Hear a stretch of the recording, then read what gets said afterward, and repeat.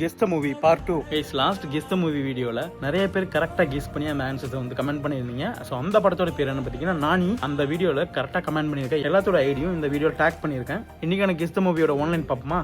அதாவது பார்த்தீங்கன்னா ஒரு ஃபேமிலி இருக்காங்க. அந்த ஃபேமிலியில் மெயின் கேரக்டர்ஸ்னு பார்த்தீங்கன்னா ஒருத்தர் இருக்காரு. அவரோட பேர் எக்ஸ்ன்னு வச்சுக்கலாம். அப்புறம் அந்த எக்ஸோட ஒய்ஃப் பேர் ஒய்ன்னு வச்சுக்கலாம். எக்ஸ் ஒய் மட்டும் இல்லாமல் அவங்க ஃபேமிலியில் நிறைய பேர் இருக்காங்க. எக்ஸுக்கு வந்து க்ளோஸ் ஃப்ரெண்ட் ஒருத்தர் இருக்காரு. அவர் வந்து ஃபேமிலி ஃப்ரெண்டு மாதிரி. எக்ஸ் ஒய் அப்புறம் அவங்க ஃபேமிலி எல்லாரும் ஹாப்பியாக இருக்காங்க. இவங்க ஃப்ரெண்டு வந்து அடிக்கடி அவங்க வீட்டுக்கு போவாங்க. ரொம்ப ஹாப்பியாக போய்கிட்டு இருந்த வாழ்க்கை வந்து திடீர்னு பார்த்தீங்கன்னா பல பிரச்சனைகள் வந்துகிட்டு இருக்கு. ஸோ இவங்க ஃப்ரெண்டும் வந்து அவங்களுக்கு ஹெல்ப் பண்ணுறாங்க, எப்படி அந்த பிரச்சனைகள் வந்து வெளியே வரணும் அப்படின்லாம். ஸோ அந்த மாதிரி போய்கிட்டு இருக்கும்போது திடீர்னு அந்த எக்ஸ் ஒய் ஃபேமிலியில் ஒரு பொண்ணு இருக்காங்க. அந்த பொண்ணுக்கு கல்யாணம் பண்ணி வைக்கிறதுக்காக ஒரு மாப்பிளையை பார்க்குறாங்க. அப்போ என்னாச்சுன்னு பார்த்தீங்கன்னா அந்த எக்ஸோட ஒய்ஃப் இருக்காங்களோ ஒய், அந்த ஒய்க்கு இந்த பொண்ணுக்கு ஒரு மாப்பிளை பார்த்தோம்ல, அந்த மாப்பிளை மேலே ஒரு லவ் வந்துடுச்சு. இந்த ஃப்ரெண்டு அவங்க ஹஸ்பண்டு அப்புறம் அந்த மாப்பிளைக்கு மட்டும் தெரிஞ்சிச்சு ஒய்க்கு வந்து இந்த மாதிரி மாப்பிளை மேலே வந்து லவ் வந்துடுச்சு அப்படின்னு.